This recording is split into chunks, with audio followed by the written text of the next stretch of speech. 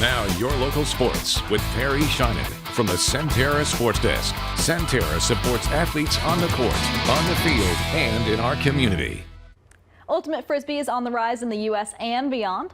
The name Claire Trop is often labeled as the best ultimate player in the women's division. She's a standout player on club and professional teams in the D.C. area.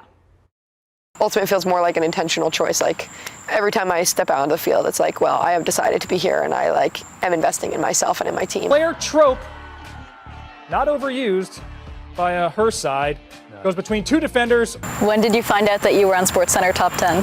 Usually my mom sends me those kinds of things, but I think actually a friend sent it to me like that evening and was like, did you see this? Like, I was in a bar and like this came on, and I was like, oh. Claire Trop is often referred to as the best player in women's ultimate frisbee.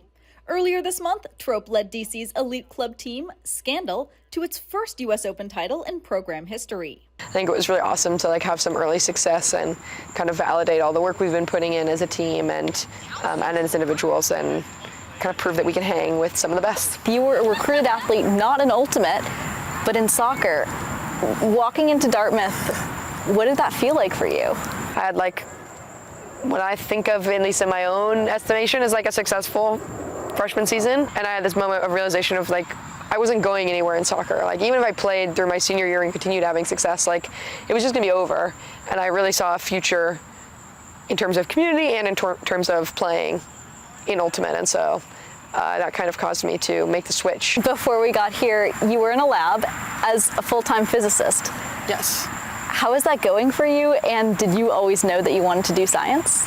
No. I liked science. Growing up, I had this, in elementary school, middle school, I had this science teacher. Her name was Daco. She'd worked at NASA, and she was this, really amazing woman. And it's really, I think, was important to, have that exposure young, especially as, not a man. I think, you're not as encouraged to go into STEM things sometimes. So now I do atmospheric physics, and that's my job, which is kind of wild. What is the biggest thing that you overcame as an athlete and as a person to get to this place? I think the thing I struggle with pretty constantly is the imposter syndrome and the